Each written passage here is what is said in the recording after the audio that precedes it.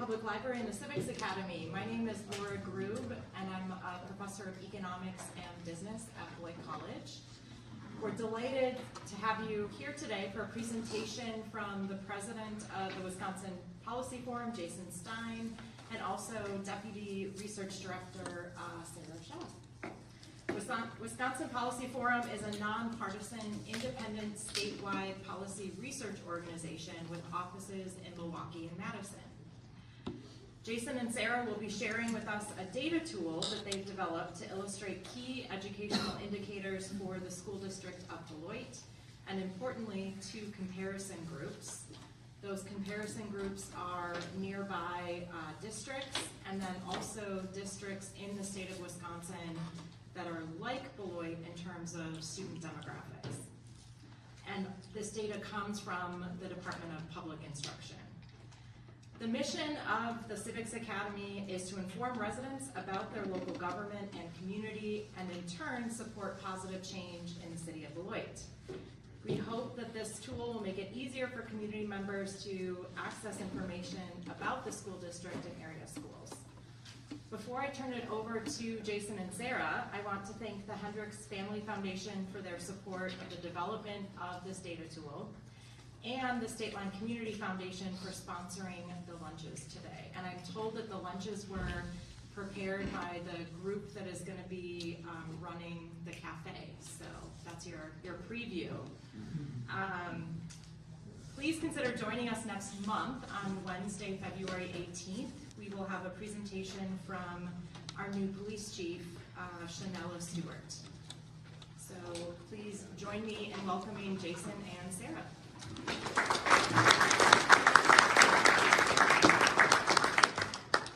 Well, thank you, everybody. It's a good turnout on a cold day. Thankfully, the roads were clear by the time our program was getting going. It's good. Good it wasn't on Friday, right? That might have cut into attendance a little bit. As Laura said, thank you, Laura. I'm Jason Stein of the Forum. I'll just a quick couple of words about the forum. I think this is now our 2nd year doing this down here, and I think we're pretty well known to many of you, but I'll say a few words. The forum is a more than 100-year-old institution in Wisconsin. We're a nonpartisan, nonprofit research organization that looks at state and local policies in Wisconsin. We have offices in Madison and Milwaukee and about 11 staff, and we turn out roughly 50 reports and briefs a year, and as well as hosting a number of events. We work on government finances, so taxes and budgets, and that includes our school districts, which is our topic today. Education, also front and center, as well as economic development, social services, criminal justice, and a number of other areas. We were formed by the 2018 merger of 2 groups, the Public Policy Forum of Milwaukee, which was founded in 1913, and the Wisconsin Taxpayers Alliance of Madison, which Jeff Adams, who we have a former board member here, of that organization. One of the things that the forum does is we put out, and this goes back to both organizations had school district and local government fact books that they published each year. Maybe some of the older people in the audience remember the Wisconsin Taxpayers Alliance put out these 100-page books of tables. Well, in a way, we are carrying on that legacy. Thankfully, I do not have to proof any 100-page books of tables anymore, and none of you have to read them to get the information. We've now sort of transitioned that information to these data tools, and one thing it's given us the ability to do is do them not just for the state as a whole, which we do. We do a school data tool every year that looks at all 420 school districts, and like the Beloit data tool, it looks at the finances, the demographics of the students and staff, the outcomes of the students. But then we also do this, and you should all be aware, we do things like the municipal data tool, that if you want information on Beloit, or Milton, or Janesville, or the other cities and villages in the area, you can turn to that tool as well, and it has information on taxes, spending on a variety of local services, debt, and many other metrics. And so, again, for several years now, we have been doing these custom school data tools. The first one we did was for the Sheboygan School District. We've now, this is our second year doing it for Beloit, and it will be our first year for the City of Janesville School District as well, which that tool should debut as soon as the end of the month, which may also be of interest to some of you. So, you know, that's really my general talk about who the forum is and what we do. I'm going to bring up Sara now, and I'll be available to answer questions as they come up during the presentation, as well as talk to all of you afterward, which I'm looking forward to do, I think. And so Sara Shaw is our Deputy Research Director and our Education Lead, and she'll walk you through the data.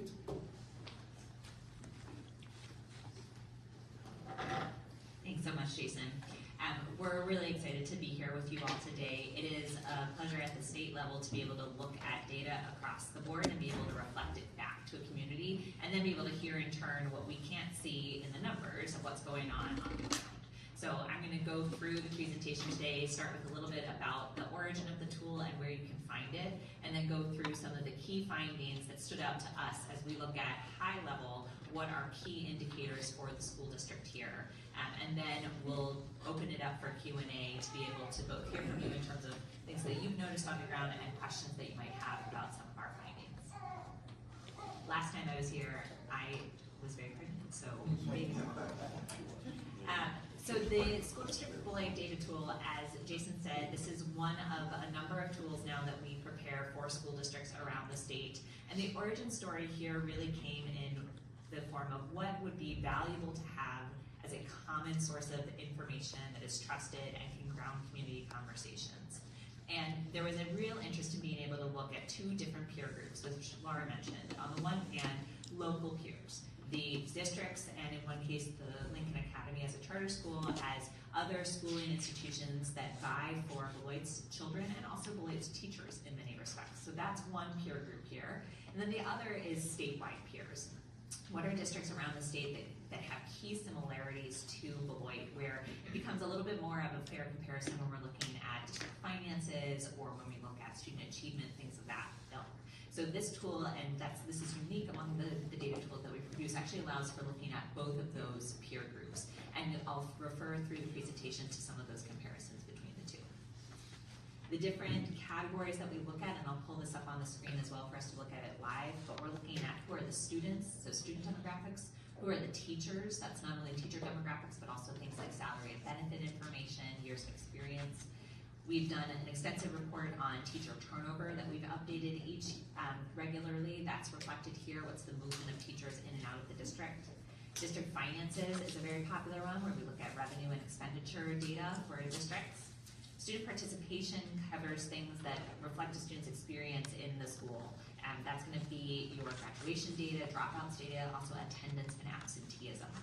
And then for the academic side of things, the forward exam, which is for grades 3 through 8, and the ACT, which all of our juniors in high school take. And then we round it out with a dashboard that we actually only do for Beloit because it is a unique facet of the community here. We look at open enrollment. So we look at the movement of students from Beloit to other districts and from other districts into Beloit through the open enrollment program. So I'll take us through highlights from each of those, but that's kind of the thinking of when we're trying to think of what are the big indicators that help us understand the basics of a school district. This is where we might start. So I've talked through most of these pieces. The part I want to ground us in is who are those peers that we discussed. So they're the statewide peers, and the criteria that we used to identify statewide peers for Beloit was, are they between 1,900 and 20,000 students? So this kind of mid-range leaning towards larger. Do they have at least 50% economically disadvantaged students? So really making sure we're keeping in mind the level of student need here in Beloit and elsewhere in the state for comparison. And Beloit as a district is very reliant on state aid. 70% 71% of its overall revenue is coming from state aid. That's fairly unique in the states. We wanted to look at what are other districts that have at least 55% of their revenue coming from state aid as opposed to federal aid or local property taxes. The one exception to these criteria that's also included is Milwaukee Public Schools. There was a real sense among both the Beloit Public Library team and the School District of Beloit team, which were partners here in helping us develop this tool, was that Milwaukee, both geographically and demographically and in terms of some of the structural issues, had enough similarities to Beloit that it was worth having in the mix as well. So you'll see Milwaukee as one of the peers included. And then local, we just drew a radius right around Beloit to identify who were those other districts that it made sense to look at for geographically similar peers. As Laura said, all of the data that we're presenting comes straight from DPI. Our teacher turnover data is the only one where we do some finagling in the district finances to make sure that we're doing apples to apples comparisons, but there's no proprietary data here, it's all coming straight from the state. This is a demo that I'm actually not gonna make you watch because we can go to the real thing. So this is the this is the Beloit Public Library homepage, hopefully a familiar place for you all. And this data tool is hanging out right here. So we can click into it and it's immediately going to give us a page that helps us understand a little bit more about the page, about the tool and what I just described. We can go down here and then click into the tool. I'm just going to show a couple of different pages to give you a sense of how it works. If this is something you'd like to go and look at yourself as well. We also host it on our website, wizpolicyforum.org. So that's the URL that you're seeing up here, but it comes from, or you can link to it through the Beloit Public Library website. So we get this intro page that again gives some context.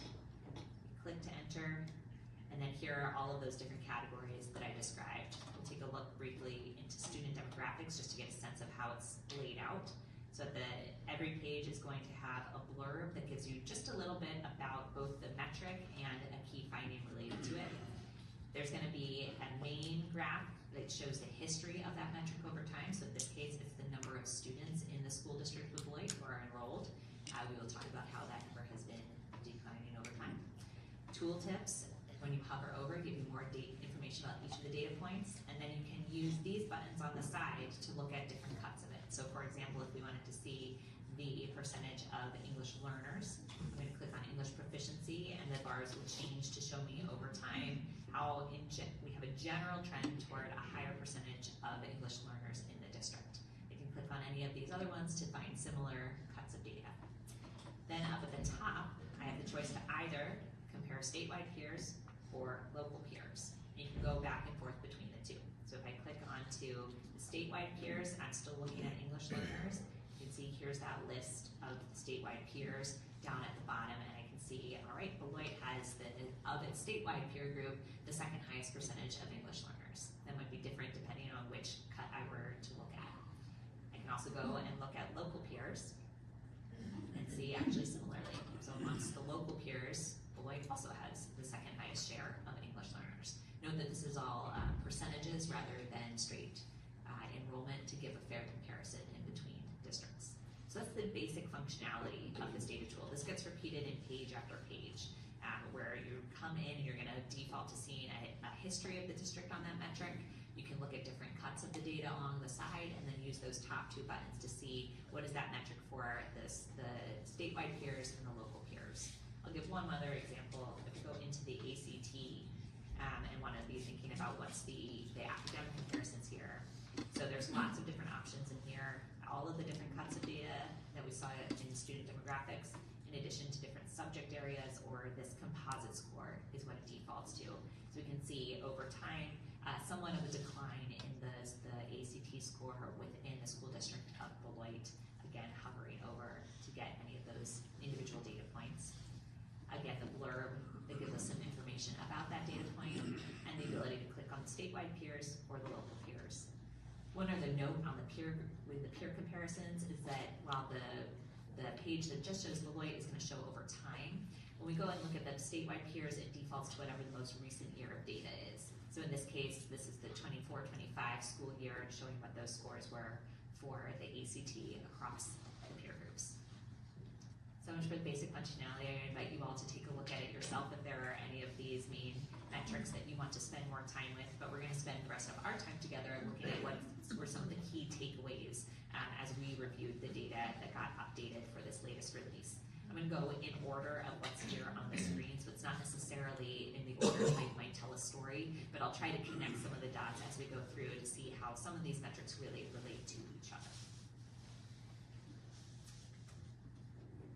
So I previewed that we were going to talk about student enrollment, and this is a main story for the School District of Beloit. Total enrollment over the last 19 years has fallen by nearly a third, which has huge implications for the district's finances, since we're funded in the state of Wisconsin on a per pupil basis for our main funding. There's some degree to which, as enrollment declines, a district can do some right sizing, but it's a much slower shift to be able to shift than the pace of enrollment decline may suggest. So that's one big story here on the enrollment side. And the other is, who are the students served within the district? Because this is a district that has really been diversifying with a greater racial and ethnic diversity in terms of the students who are enrolling. That can be a huge strength for the district. It also can mean needing more resources to be able to support students in their educational journey. And so this is kind of a double whammy for Beloit. That number one, there is this declining enrollment that is difficult for district finances, and number two, the increasing diversification of the district means more resources needed to do that education. So district finances get hit in kind of two respects here. This also has an impact when we're thinking about student achievement, and part of why the statewide comparisons are so valuable for really looking at peer groups of students across the state instead of solely looking at the local peers. Even amongst those peer groups though, Beloit does still stand out. It has greater share of students of color, greater share of economically disadvantaged students, of English learners, and of students identified with disabilities compared to not all, but most of its statewide peers and its local peers. Again, if you wanted to look at those comparisons, that's where you would go to that student demographics page, click up on the statewide peers or the local peers buttons to be able to see that. On the teacher demographic side, one of the stories here is about compensation. So we take salary plus benefits as your total compensation package, and compensation in Beloit has been rising over time, although that rate of growth is below the rate of inflation since 2009-2010. So compensation for teachers is not where it would have been a decade ago. It does have the highest compensation, Beloit does, compared to its local peers, but is middle of the pack compared to its statewide peers. So that's the graph you're seeing up here, where Beloit's kind of right there in the middle with other districts that are serving similar students in similar environments. That high compensation package for the local peers, though, is relevant, especially when we start to think about movement in between districts and how Beloit might attract and retain teachers here. Total staffing levels have been dropping somewhat over time. There were some intentional staffing reductions at the district, and that is getting reflected in the data now. And the average years of experience has been slowly increasing, potentially related to those staffing cuts.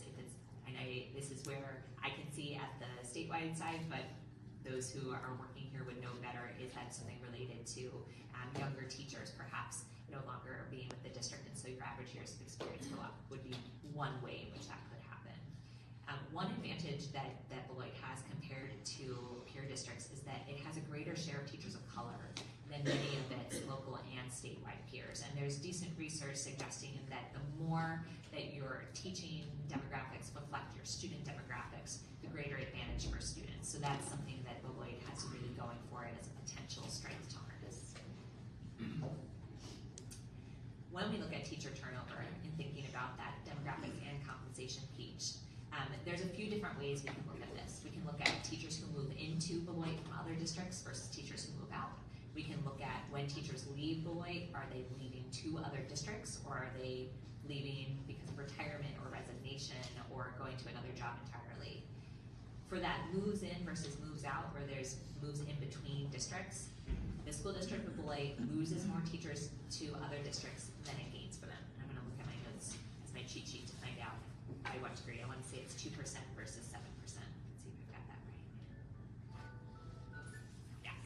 So in the 2024-25 school year, going into that school year, 2% of the School District of Beloit teachers were coming in from other districts versus 7% of School District of Beloit teachers were leaving.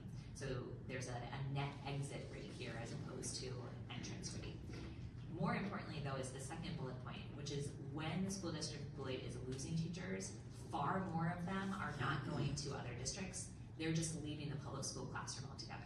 Now that could mean that they're going into another role, like being a principal or a literacy specialist, and they're just not tagged as a teacher anymore. But it could also mean that they're leaving for other professions entirely, or that they're retiring.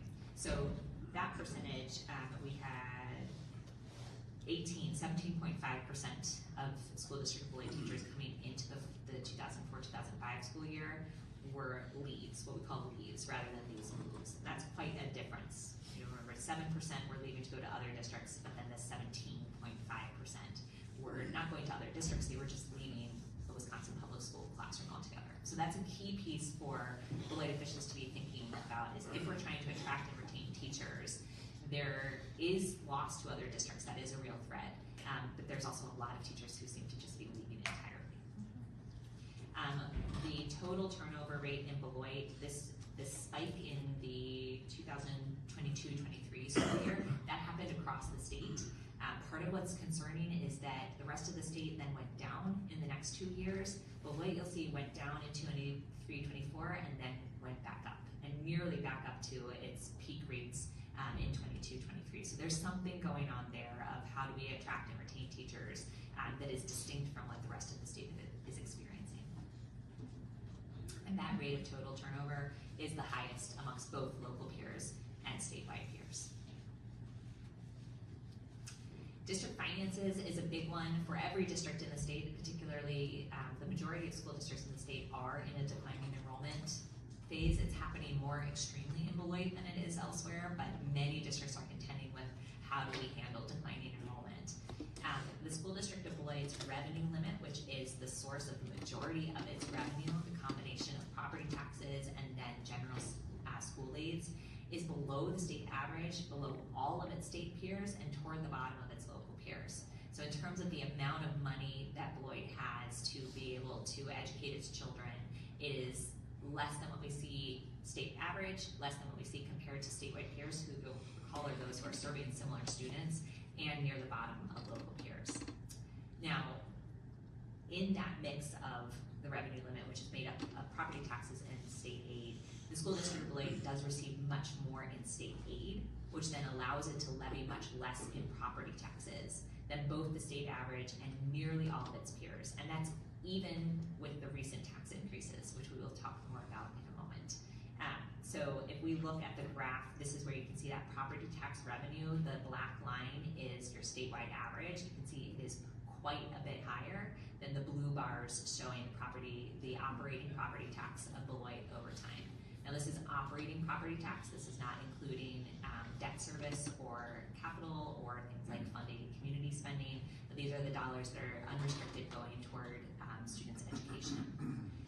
When we look at expenditures, so flipping from the revenue side of the ledger over to the expenditure side, in the various categories of instructional spending, the School District of Beloit stands out for having the highest per pupil operating amounts amongst its peers spent on pupil services and instructional staff services. So those are things like the direct supports for students that help them attain their education, things like librarians, speaking of being in a library, instructional staff, guidance counseling, social work, curriculum development, extracurriculars, vocational services, all of those are captured in these two categories. And so generally when we see those two categories ranking quite high, we think of that as a district that's really trying to invest in the needs of their students to prepare them for academic learning and otherwise.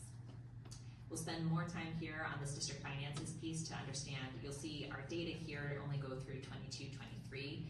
That's because these are audited finances and the audits take time. So we can only show through the 23-24 school year, but we've done some research recently that looks at the more recent year as well. So as a first statement, because we have a complex school funding formula here in Wisconsin, our general rule of thumb is going to be that when state aid goes down, property taxes can go up without increasing the total amount of revenue to the district. And that's what's happened here, is that Beloit state aid went down. That didn't mean that they were able to get more aid overall. It just meant that they could have more of their revenue coming from property taxes rather than from state aid. And so the revenue limit for Beloit has remained the same. The proportion that comes from property property taxes versus state aid has gone up, particularly in this last year. That state aid, the reason that happens is that state aid portion is determined by three main factors: a district's enrollment, a district's shared costs, which is a unnecessarily complicated formula that basically refers to kind of the operational and capital costs of spending in the district, and property valuation. That shared cost piece is the key for understanding what's happened in these last couple of years in Beloit. So in the 2024-25 school year, Beloit's shared costs dropped by 15%, which not only is a large drop unto itself, but compared to the rest of the state stands out even more so because the rest of the state actually saw an increase of 5%. And when that happened, it meant that because of the drop itself and Beloit's reliance on state aid, that meant a big drop in state aid that corresponded to a big increase in property taxes. Now that's for this year. That's for the bills that came out in December 2024. It looks a little bit different if we look over time. So this big increase on those 2025 property tax bills actually came after a big decrease last year. So that's what this graph is showing you. This is the total property tax levy. You can see 2025 went up to 16.2 million, but that's after, in 2024, a large drop down, kind of historically large for Beloit, down to 5.6 million. We looked at some of the factors going into the formula and also spoke with district officials to find out a little bit more about what was happening there. Those shared costs in 23-24, the district paid off a $14.2 million debt. When they did that, that payment gets included in their shared costs. And so their state aid went up because the formula says, oh, you're spending more, let's give you more money to help cover those costs. When that state aid went up, property tax bills went down. That was last year. Then this year, and in the calculations for this year, because that was a one-time payment, that $14.2 million is no longer still included in the district's shared costs. And at the same time, the district had made staffing cuts and other spending reductions. And so for two big reasons, you have shared costs actually going down. As a result, state aid goes down, property taxes bounce back up. So understanding these 2 years in relation to each other is really important for understanding what's coming in on your own property tax bills, which can seem kind of glaring at first. But on net, when we look at this over time, property taxes for 2025 are actually quite similar to what they were in 2018 and even 2019, even without an inflation adjustment. I imagine we'll have more questions on this when we get to Q&A, but I'm going to keep us going and look at students, and then we can circle back. Got my eye on the clock to make sure we have plenty of time for Q&A. Student participation, again, this is the category where we're looking at attendance, absenteeism, dropout rates, and graduation rates, really important indicators of student success beyond test scores. The overarching story here is that all of these metrics tanked in the immediate aftermath of COVID. They are all coming back slowly, but are still not where they were pre-pandemic. There's some marginal improvement happening here.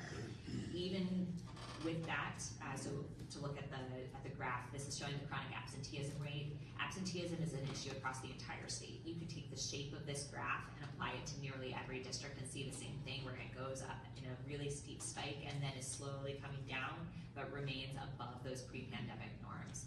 And absenteeism here refers to whether a student has missed at least 10% of school days in a year. For most districts, that's equating to at least 18 days in a year. And there's really solid research indicating that that level of absenteeism has really troubling effects on students' achievement in addition to their overall well-being. So that's part of why we really pay attention to that metric. When it comes to these other metrics in comparison to their peers, although most peers are seeing that same shape, we do still see the worst outcomes in Beloit in this most recent year data compared to local peers, in the bottom half compared to statewide peers, which I think really speaks to the degree to which districts with high levels of student poverty are really challenged to be making big progress on these four metrics. When we look at student achievement, last time I was here, we talked about how you could compare the most recent forward exam scores to what came previously. That has now changed. And so we can now look back to 2018-19, which is important because it allows us to see, has the district recovered from the pandemic? The pandemic came in and we heard a ton about learning loss, and then I think there was this sense of, well, we're back and we're fine. And the story again around most of the state is that we are not completely We have not, in many respects, gone back to the same levels of reading and ability to do math that we could before the pandemic. And some of those levels were not especially good to begin with. So this graph here is showing the green and the light blue are median and advanced if a student is hitting those proficiency marks. So we want to see more of the green, more of the light blue. Instead, you can see that it's the dark blue and the medium blue that remain the majority in that far right column, 24, 25 scores, where we have not recovered, again, as a state, but also specifically in Beloit. And those scores, on average, across grade levels, were the lowest in Beloit compared to local peers, in the bottom half compared to statewide peers, again, kind of speaking to the particular challenges for students in poverty to be recovering from the pandemic. So the forward exam is our standardized test look at the elementary schoolers and middle schoolers. For our high schoolers, we look at the ACT. The big story here is actually not what the scores are, it's who isn't testing. So DPI recommends that if you have a non-testing rate of over 5%, you should be really careful about making comparisons between years and between school districts. And I want to say Beloit's was closer to 20%. Let's double check that.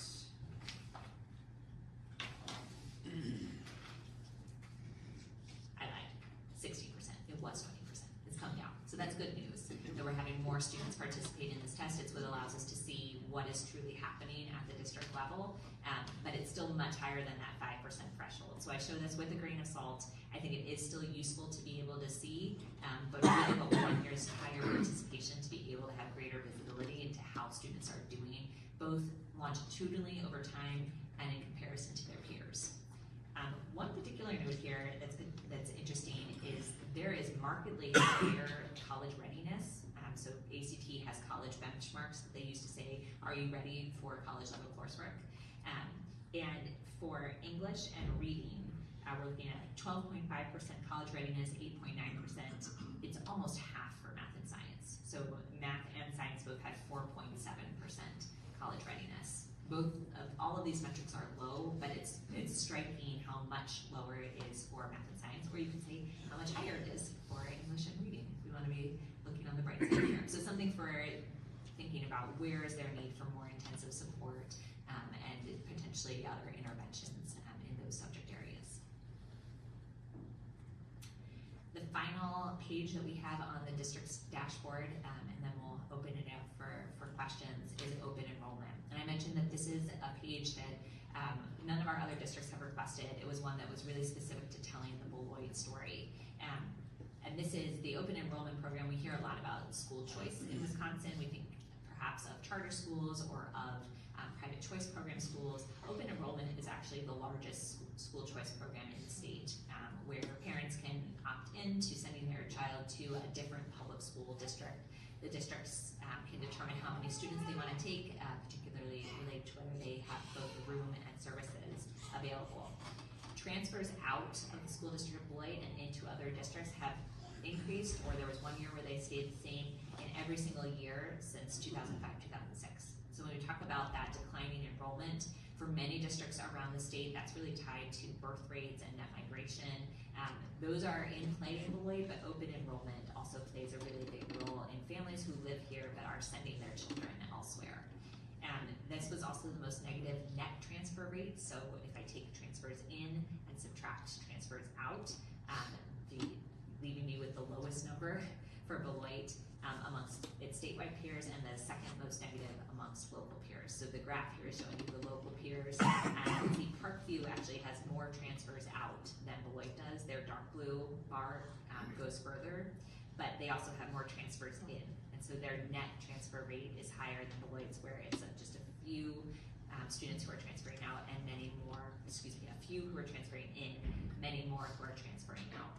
So Delavan and Darien is the only district locally that sees a higher net transfer rate. And if we put some numbers to this, it was 922 transfers out of the School District of Beloit going into the 24-25 school year.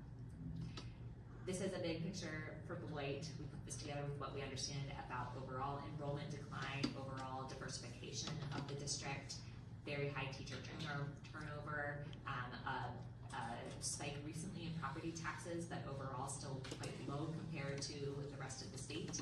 And we start to get a picture of kind of what are some of the main features of this landscape, in addition to always bringing it back to students.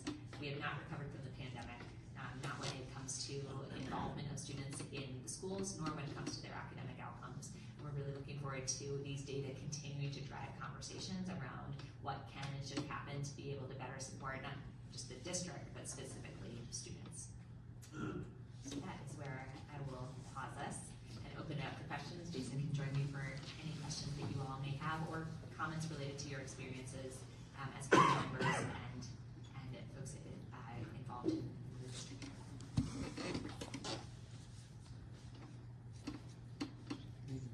I got one thing in mind. You had a note up there about college readiness. I find interesting because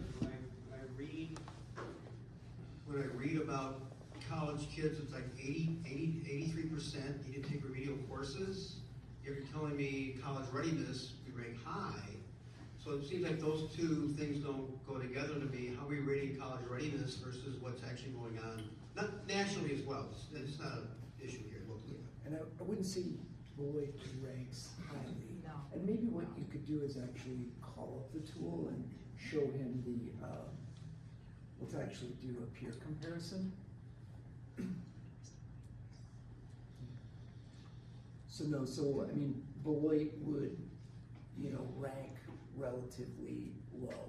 I mean, I think both if you compare it to peers as well as if you compare it to what would be the kinds of scores that you would want to have to, I think to get into UW-Madison, a score maybe of like 28 or something like that is what I recall in that ballpark. Whereas, for Beloit right now, the average score, now obviously there could be students that would be below and well above the average, but the average score being 15 on the composite. The piece I was speaking to of being higher versus lower, specifically when we look at these different subject areas where Beloit is stronger in English and reading than in math and science, but they're still quite low relatively. So I guess my question really is, what determines college readiness?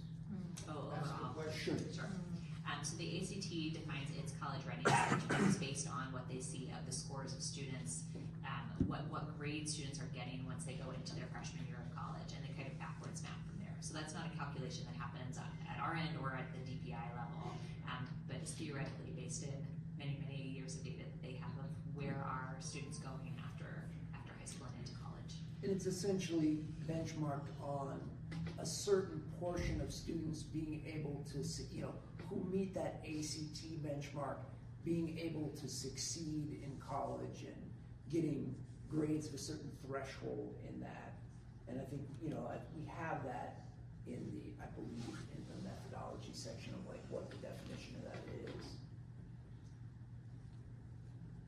Yeah, there is a methodology section to this tool, so a glossary. So, if there's certain things that you want to know more about, like you want to know, well, what's the definition of chronic absenteeism, that sort of thing, you can turn to that glossary to help with that. Could you also use the microphone? Oh, sure. Thank you. So I think about, just to stay on college readiness for a minute, we read in lots of what we're reading about education now that high school students are moving more into the technical world, the career world, and some of the high school students I know that I talk to is like, why do I have to take the ACT? I'm not going. And so, and that's true in most schools, I would get, well, wherever they have strong programs. Do we see any differences between strong technical programs and ACT? A good question, and we haven't looked at it specifically. One piece that we have looked at is where are the jobs of the future? So when we look at the Department of Workforce Development's projections for jobs, there are more jobs coming in the next decade that don't require a college degree than require one. However, the jobs that are going to be paying over $50,000 a year by far do require a college degree. And so that's part of why when we think, the ACT I would say is valuable for being able to just have visibility into who is graduating. But for individual students, if the general mantra is don't preclude yourself from future opportunities, being able to make an informed decision to go straight into trades or otherwise not go to college, I think is a perfectly viable choice, and it behooves the individual to understand what does that mean for at least immediate pathway, if not ultimate pathway. Yeah, and I guess what I would add to that is we certainly see, and can you hear me now? Is this working? Okay. Yes. We certainly see a need for a variety of post-secondary opportunities for students. And so, in fact, one of the things that the forum is doing right now is working with WRTP Big Step to identify both pre-apprenticeship and apprenticeship programs and opportunities around the state. So both in new professions as well as new geographies to, identify new particular professions or areas that can bring people outside of, a college or university, into high-paying professions. So we would completely agree with that. At the same time, many of the technical education still require the kind of proficiency, as you know, that the ACT. So an example, for something I was looking last night at veterinary technician programs, right? Which I think is like a 2-year program at the, at a technical college level.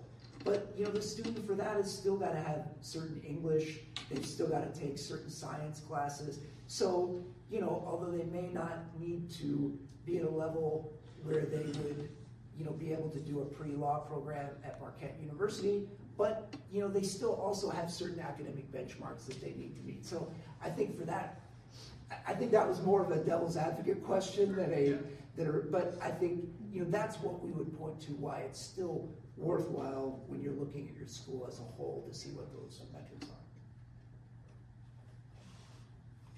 Other questions? Okay, and as I'm working towards Tom, who's after that? So regarding the tax increase this year, is it fair to say it was primarily as a result of paying down that debt and then the lack of state aid? I would say, so whenever you're talking about the state funding formula, and what we're really talking about here is we're talking about the funding formula for state equalization aid. And when you're talking about that formula, it's always the totality of the factors in a dynamic interplay with every district in the state. That being said, the main reason why property taxes went down in the prior year was the increase in the shared cost, which was due to the retiring that debt. And the main reason why the state aid decreased and then the district had the ability to raise property taxes again was due to that debt payment no longer being part of the shared cost calculation, and so the state equalization aid falling. Now, it is important to note that what we're talking about is, we're talking about the state revenue limit, okay? So there's a revenue limit that on a per pupil basis caps the amount of revenue that a school district can raise from local property taxes and state general school aid, which is main equalization. The school board does not have to use that authority. So, the school district could have chosen to not raise property taxes, but they are in an area where I think it's 3 times that there's been a referendum fail, and so, they had that ability suddenly, they had that authority under the revenue cap, and they used it. I think the other part of your question was related to that state aid freeze. So that is part of the story here as well. For sure. I would not try to predict what would have happened if state aid had gone up or if the revenue limit had gone up by more because of the formula's complicated intertwining, but the fact that it did not go up kind of forced this. State aid definitely goes down on property taxes unless the district were not to have exercised its full authority, definitely go up. And so it kind of locks that in a way that if there had been additional state aid, may have freed up more ability for movement one way or the other. That's definitely true. Yeah, that's definitely true. And there are other factors. So, for example, there's an enrollment count that is used, that goes into called membership, that goes into the equalization aids formula. There for this year, Beloit was a little better than the state average. There's also, it factors in the change in equalized values. So there was a little less, the smaller increase per student in equalized value in Beloit compared to the state average. But I think it comes down to the two main factors would have been shared costs going down and then the state freezing state general school aids. We have a question back here, and then I'll bring the mic up front. For the students that overenroll and opt out, other statistics as to where they go, and yeah, I guess mostly where they go. Does that include dropouts, or are they actually signing up to homeschool? And I know some of the homeschool that you on the computer, the district still gets money as people, but how can we keep the kids here? Why are they leaving? So I wish that we could see where students were going for open enrollment. For privacy purposes, that's not available to us. But open enrollment is just for districts going from the school district of Beloit to other public school districts. Right. So these numbers are not counting students who go into private schools or who are homeschooled or are going to separate charter schools. This is just if they're going for one public school district into another public school district. And so our best indication of where they might be going is by looking at this graph, because students are likely to still be going to someplace nearby. So when we look at Beloit Turner, for example, having a high share of students transferring in, I can't tell you what percentage of those transfers in are from the school district of Beloit, but it stands to reason that at least a fair share of them are. But it would not be homeschool students, would not be students like going to the Lincoln Academy. These would be students going to other public school districts. But Lincoln Academy is a public school. It is, but it's a charter, it's an independent Yeah, charter school. yeah. So the open enrollment, so there could be separately transfers happening to that school, but not through the open enrollment program, I correct? think that's right, although that actually is a piece that would be valuable for us to double check. I would think so.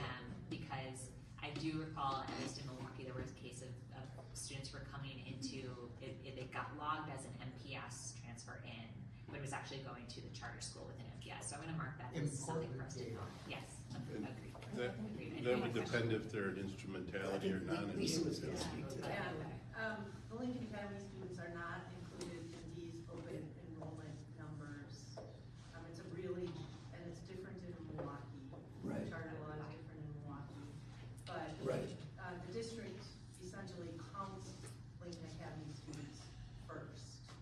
So they're actually counted in some of the Beloit School District enrollment numbers. They're not. Membership numbers. Yeah. Yes. Yeah, one of the confusing things about Wisconsin's charter school law is that there's several types of charter schools. So there are charter schools that are essentially instrumentality charters that are chartered by the district and run by the district. There's non-instrumentality charter schools that are chartered by the district but have an independent board and operate in a really different way. And then there are what you call 2R, 2X charter schools that are chartered by an independent entity, like for example, the City of Milwaukee or University of Wisconsin-Milwaukee. And so, there are many aspects of the education system in Wisconsin that, even me after 20 odd years of studying, I have to go and look it up before I write about it just to make sure that I get it right. So that's another thing that can be confusing for people. I did all that right. Your chart that showed the property taxes and a $10.6 million shift. Yeah, right. That's an anomaly because they paid off a $14 or $15 million debt. So that's not something we should expect to see again anytime soon. It's highly unusual, and I mean one of the things that because the school district does depend so highly on state aid, what happens with the state aid just has a much bigger impact on you all. So like, for example, in Madison where I live, if you look at the general fund and the special education fund of that school district, about 70% of it is property taxes and related revenue. So, you know, what the state aid does to Madison just doesn't affect it nearly as much because it's such a small part. It's like 50 million on a $400 million plus budget, where it is that big impact here. That being said, this is unusual that something like this would happen for a district. I mean, if you go to the previous slide, you know, you don't normally see 190% change, you know, in the levy. You know, that's pretty unusual. Yeah, and I understand that it's about a 2018 level, so that property owners were getting a huge benefit for a number of years, and now we're back to where we used to be. It was also very unusual that it went down that much. That part was also very unusual. Thank you.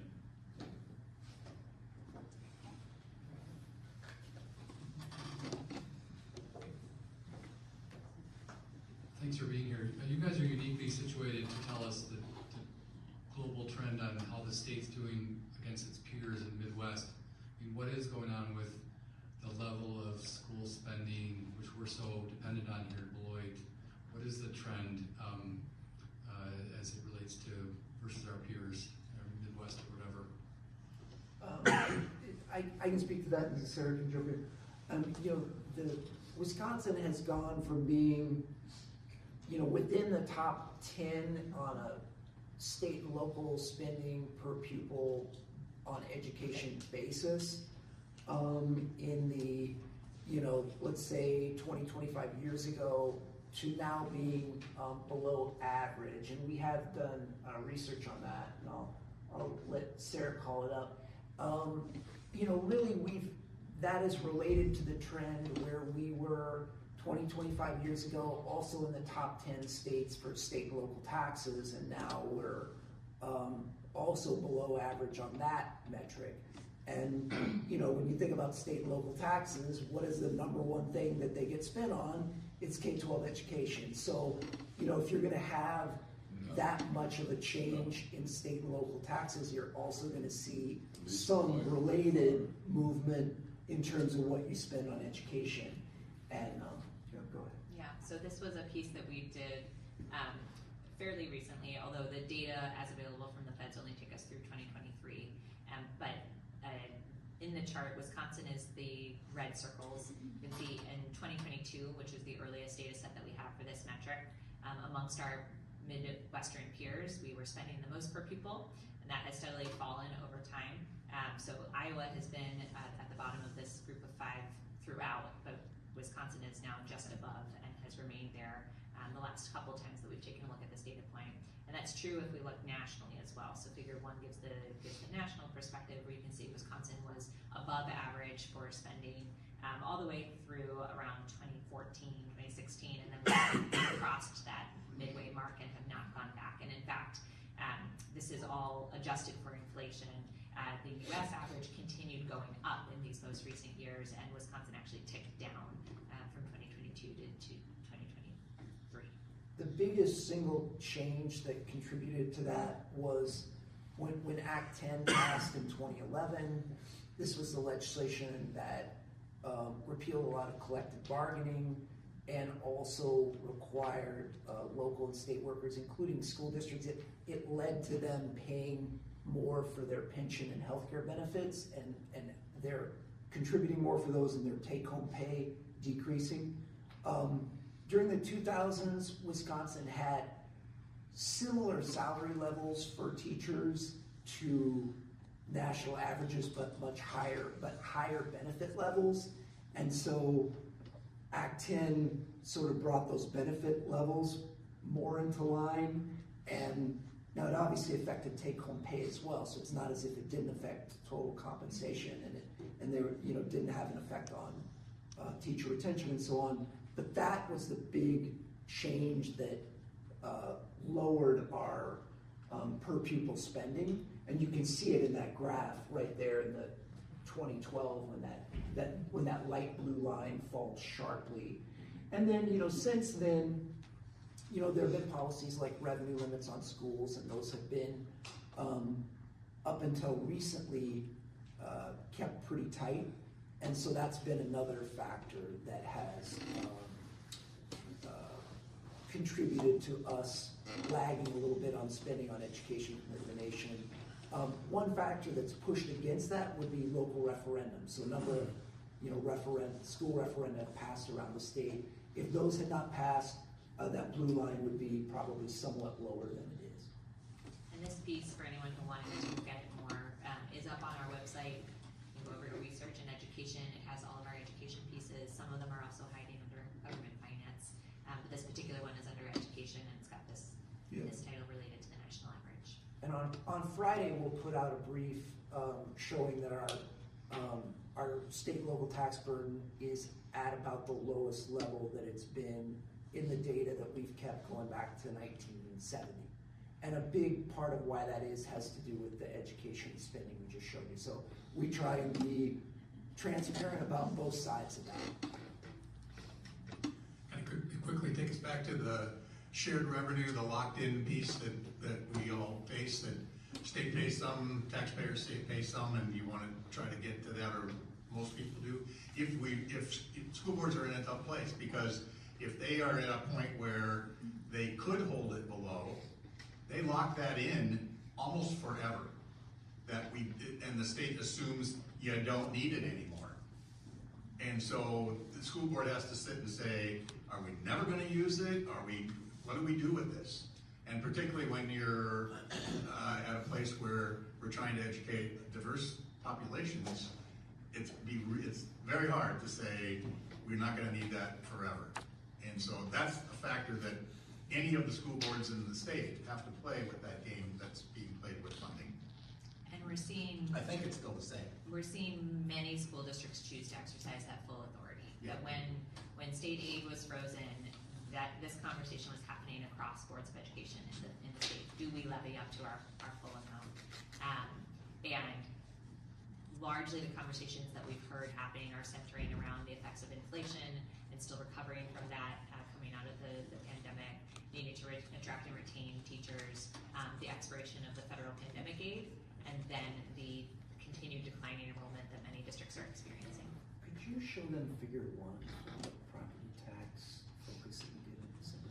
So we also put out, this going back to the Taxpayers Alliance, for decades we've put out a brief every year looking at the local property tax bills in December. And so here's a look at, based on this December, we can get the data right away for the counties, the school district, and the tech colleges. It takes a lot longer to get the municipal data because we live in Wisconsin where there's like 1,848 municipalities, so it just takes a while. But for school districts, their gross property tax levy before tax credits went up by 7.8% on December bills, which that was the most since, I think, 1992-93, which was before Tommy Thompson and the legislature put revenue limits in place a generation ago. So overall bills, we expect to go up by something like 5%. So although, you know, in most places it was not an increase in the levy at the percentage levels that we saw in Beloit, it was a very unusual year statewide as well. Okay, tell me if I'm understanding this correctly. Oh, I'm sorry. Yep. Tell me if I'm understanding this correctly then. The year that we paid off all that debt, the following year, we didn't spend that much, so we lost state aid. Okay, so this year, people are upset about the $325 per student increase that we've now done for 3 years, I believe. If we had decided not to do that this year, then we would have received less next year because we'd be spending less, correct? And so then basically we'd be forced to increase our property taxes again. Is that true? Yeah, I mean, what happens with the state funding formula is on a 1-year lag. What happens with your spending affects what your aid is gonna be. So, what the district is spending of that so-called shared cost between the state and the school district, let's say, I don't know the exact percentage, but let's say it's like 70% funded by the state. I think it's closer to 80. Yeah, it's like 70, 80%. You guys are like one of the highest districts in the state in that regard. So if the spending goes down or it goes up, then the state is going to take on a bigger or lesser share. They're going to take on the same share of whatever that number is, and it's going to be more or less. So if spending goes down, there's going to be less state aid on a 1-year lag, and if spending goes up, there's going to be more state aid on a 1-year lag. Which then has the effect on. So I think, does that answer your question? It sounds like I'm thinking correctly, right? Yeah. If we would Yeah. have not taken that $325 per student and and made cuts instead, Yeah. then we'd be getting less money next year and higher property tax. Right, and we're not here to argue for or against Right, it. right, I'm just making sure I But understand. I think that's right, yeah. How does a referendum, if a referendum's passed, affect that calculation? Same thing. So you're spending more, so you get more state aid? Right, right, but on a 1-year lag. Yeah. On a 1-year lag. So, if you have something like you make a debt payment, that could get you on the same year you do a referendum, that could get or the year before you do a referendum, that could maybe bump up your state aid, and then you can keep it going with a referendum or something. But there is that 1-year lag, absent some unusual factor like that. So for the first year, the Beloit property taxpayers are paying the whole bill on whatever it is, and then in year 2, it would be only a portion, because then the state would step in. Just to piggyback on that, Milwaukee passed a very controversial increase in referendum, and where Beloit last year lost $7 million in state aid, Milwaukee got a $100 million increase in state aid. Yes, and there's a whole lot of other weird things happening with state aid, with MPS, because they didn't, as we point out in our budget briefs that we do on them, they didn't file their financial statements on time, and then they had, the state took action against them, and that affected their state aid, and then they're so big that their state aid going up and down affects all the districts in the state, including Beloit. So there's been a lot of funny things happening with equalization aid in recent years that wouldn't normally be happening, but yeah.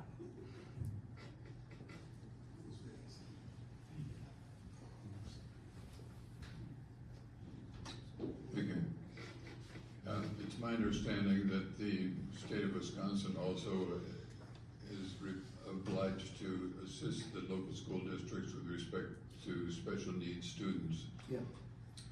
I think it's also well known that our legislators are pathetically remiss in this respect.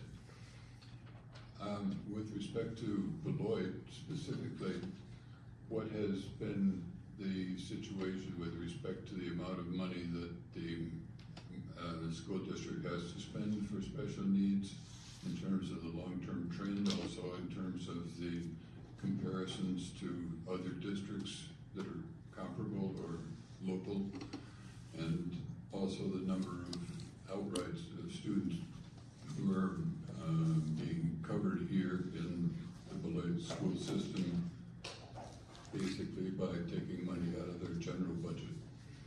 Could you maybe show the state budget?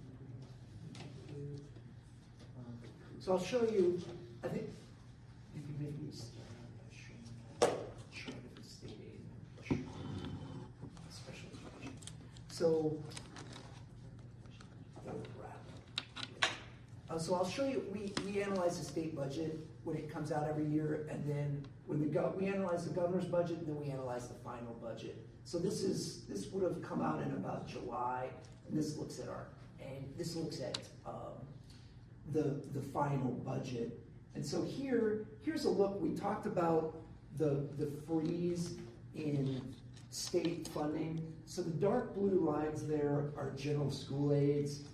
The gray lines, the dark gray bars are special education aid, and then the light blue is a particular type of flat per pupil payment that the state has done in some years. And this is just the nominal increase or decrease in total funds across the entire state by a year. And one thing you can see is in year one of the budget, which is the year we're in, there's a pretty typical increase in state aid overall. You know, almost 200 million in new special education aid. I think there's like, special education aid went up by like 506 million for the 2-year budget. But what's weird about it is that how the legislature and the governor structured it. So they put all the money going into schools into special education aid and none of it into general school aid. So it's, you see all of a gray bar there and no dark blue bar. And so that's kind of what was unusual about how they did it, and that contributed to property taxes going up more than they otherwise would have. If you go down, Sarah. What they were trying to do, and you alluded to this in your question, for a long time, the percentage of qualifying special education costs that the state reimburses school districts for has been going down. So, you know, it was, in the 80s, it was more than half that the state paid, and it got as low as a quarter. And they were trying to boost that number, and they put out, at the time we put this out, they put out estimates that they thought that this more than $500 million over the 2 years would boost the reimbursement rate above 40%, and that's that light blue projected line you see.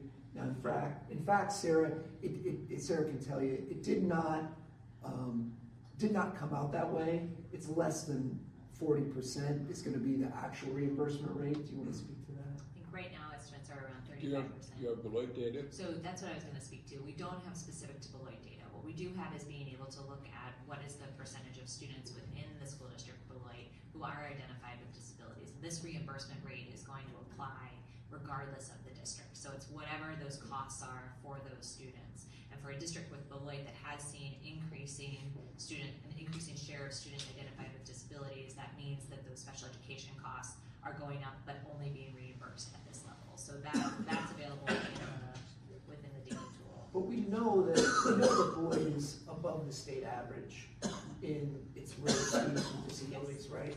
As well as high in its peer group. So we know that that the spending on students with disabilities as well as the reimbursement rate are very important to the district, more important than to your typical school district. Okay, that brings us to the end of our time. Sure, Sarah, Jason will stick around and chat for a little bit. Thanks very much for attending this latest series. I do have to say that in the 2-3 years we've been doing this, the questions, the conversations keep getting sort of more and more sophisticated. I think as we start to understand not the city finances, Eric does a great job with that, and all the different pieces. So it's been a fantastic series, and thanks so much for everything you've been doing to make it And thanks to all of you, thanks to the library for having us. You know, I recognize many faces here, even if I don't know your names from last year, and so it's great to be able to have this partnership and dialogue with all of you, and we really appreciate it. Thank you.